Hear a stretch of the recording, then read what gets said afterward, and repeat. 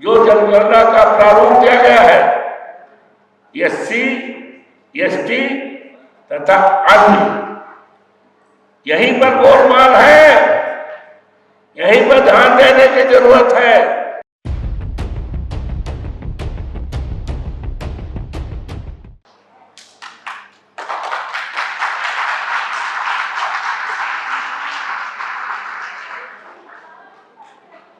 मुझे खुशी है कि वीर द पीपल नामक संगठन के तत्वाधान में इस समाज पर होने वाली परेशानियों पर, जातियों पर रोक लगाने के लिए पूरे देश को आप चैतन्य करने और जागरूक बनाने का एक संकल्प किया है। और मुझे बहुत खुशी है कि बाबा साहब भीमराव अम्बेडकर का जो संविधान है, संविधान के जो प्रेम्बिल है, प्रेम्बिल की शुरुआत में ही लिखा हुआ है, we the people of India, और जिसको एडॉप्ट किया गया था 26 नवंबर 49 को। लेकिन अफसोस है कि वो तो देश के ऊपर तमाम तरह का संकट है, लेकिन सबसे बड़ा संकट बाबा साहब भीमराव अम्बेडकर ने जो संविधान बनाया है, और संविधान के अनुसार इस देश के करोड़ों दलितों को, करोड़ों पिछड़ों को, करोड़ों अल्पसंख्यकों को और देश के तमाम करोड़ों नागरिकों को जो मूलाधिकार दिया है, और बहुत बड़ा संकट है। और ये हमारी सरकार पूरी तरह से जो अधिकार है उसको खत्म करने के लिए तरह की साजिश भी कर रही है, उपाय भी कर रही है और प्लान कर रही है। आज का जो विषय है, मैं बहुत आभारी हूँ आदरणीय रियाज चौधरी साहब को कि इन्होंने जाकर के मेरे आवास पर आज के कार्यक्रम के लिए इनवाइट किया, और मुझसे ये भी चाहा कि अपने साथ अन्य माननीय सांसदों को लाने का व्यवस्था करें। मैंने इनको आश्वस्त भी किया था, लेकिन चूंकि पार्लियामेंट का सदन आज से 4 दिन के लिए स्थगित हो रहा।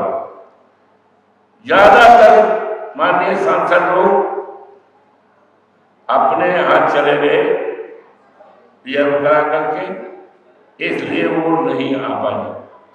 लेकिन मैं इस मंच के माध्यम से आप सभी साथियों को आश्वस्त करना चाहता हूं कि अगली बार जब भी रखेंगे तो कम से कम 1 दर्जन से ज्यादा माननीय सांसदों को हम यहाँ मानेंगे। आज का विषय ईमानदारी से देश की जनगणना के बारे में है। यो तो जनगणना को लेकर के हमारे नेता माननीय मुलायम सिंह यादव जी विवाद दुनिया में नहीं है, लगातार संघर्ष करते रहे।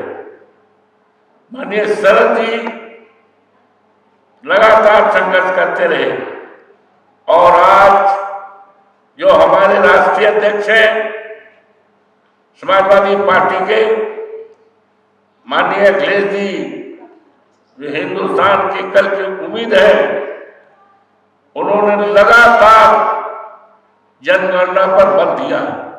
यही नहीं, 24 का जब चुनाव हो रहा था लोकसभा में, तो हमारे चुनाव के घोषणा पत्र में साफ साफ लिखा हुआ है कि हमारी सरकार बनेगी तो हम देश में, समूचे देश में जनगणना कराने का काम करेंगे। लेकिन अफसोस है सरकार नहीं बन पाई। आज वर्तमान में जो हमारी सरकार है वो जनगणना कराने के नाम पर जो ईमानदारी से जनगणना होनी चाहिए उसको हटा दिया है। कॉलम 12 में आदरणीय विजय चौधरी जी ने हमें लिखकर दिया भी था, हमने देखा था।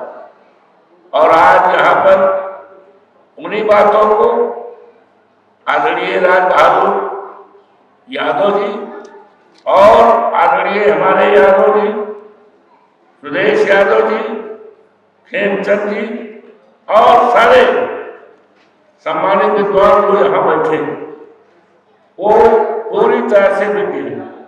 तो आज जो जनगणना का प्रारूप दिया गया है SC, ST तथा अन्य, यहीं पर गोलमाल है, यहीं पर ध्यान देने की जरूरत है।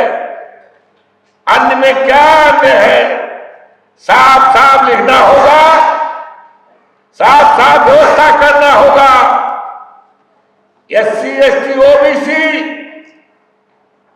और जातियों के बारे में अलग से इस देश में किस जात की संख्या कितनी है इसको अलग अलग से देना पड़ेगा। और जो जनगणना का व्यवस्था की गई है निश्चित तौर से उसमें गोलमोल है, उसमें शंका है। और जो हमारे नेता, समाजवादी नेता डॉक्टर राम मनोहर लोहिया ने कहा था जिसकी जितनी संख्या भारी उतनी उसकी हिस्सेदारी। तो हिस्सेदारी केवल सरकारी नौकरियों में ही नहीं बल्कि सभी क्षेत्रों में, उस पर यह सरकार बड़ी चालबाजी के साथ कब्जा करना चाहती है, देना नहीं चाहती है।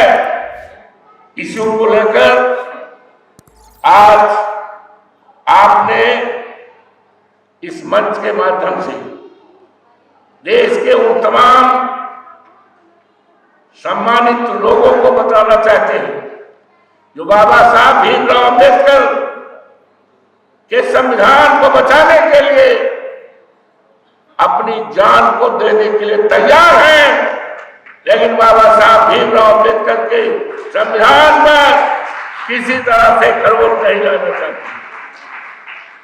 ये विषय बहुत अच्छा विषय है और जब तक इस पर केवल भाषण से नहीं संघर्ष की जरूरत है। मैं आपसे चाहूंगा कि पूरे देश में एक वातावरण तैयार किया जाए, क्योंकि देश विचारों से बनता है, देश विचारों से टूटता है। राष्ट्रपिता महात्मा गांधी के पास कोई हथियार नहीं था, कोई फौज नहीं थी, बम नहीं था, लेकिन एक ऐसा विचार बना कि इस देश से अंग्रेजों को 7 समुद्र पार होना पड़ा। ये केवल विचार ही था। तो आज आवश्यक है, इस बात की जरूरत है कि इस देश में विचार पैदा किया जाए। और मुझे खुशी है हमारे पास बहुत बड़े बड़े विचारक हैं जिनके विचार से देश में जागरूकता आएगी, लोग चैतन्य हो जाएंगे, जागरूक हो जाएंगे कि हमें इस देश में जातीय जनगणना कराने के लिए ईमानदारी से हमें सड़कों पर उतरना होगा, तब हमें तैयार रहना होगा। अगर इसके लिए हमको जेल में जाना होगा, तब भी हम तैयार रहे। इस तरह की वातावरण बनाने से ही हमको ईमानदारी से हमें हक मिल पाएगा। हमारे एक साथी ने पीडीए की चर्चा की है। हमारे नेता माननीय अखिलेश जी ने पीडीए को आधार बना करके इस प्रदेश और देश में समता मूलक समाज बनाने का निर्णय लिया। सुझाव आया है मंच की तरफ से कि माननीय अखिलेश यादव जी केवल उत्तर प्रदेश के ही मुख्यमंत्री नहीं, इस पीडीए का पूरे देश में रथ चलाया जाए और उस रथ से इस बात का स्पष्ट हो जाएगा कि अखिलेश यादव जी आने वाले दिनों में इस देश के प्रधानमंत्री होंगे। इस तरह का पीडीए को आगे बढ़ाने का काम किया है। हम उनके विचारों से सहमत हैं और मैं आमंत्रित करता हूं आप साथियों को कि इधर तो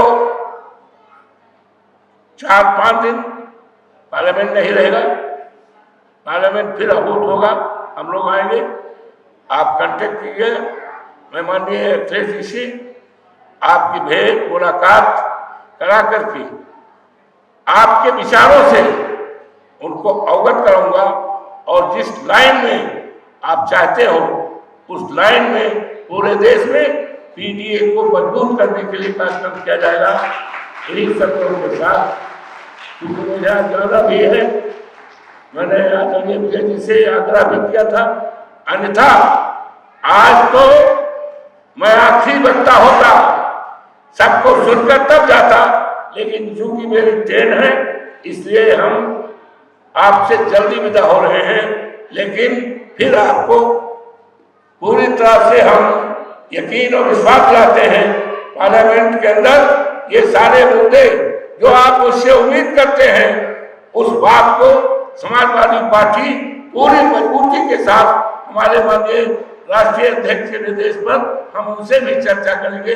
पूरे पुरजोर तरीके से पार्लियामेंट में आपकी भावनाओं को और देश में एकता जिंदाबाद जिंदाबाद, पीडीए एकता, पीडीए एकता। बहुत बहुत धन्यवाद।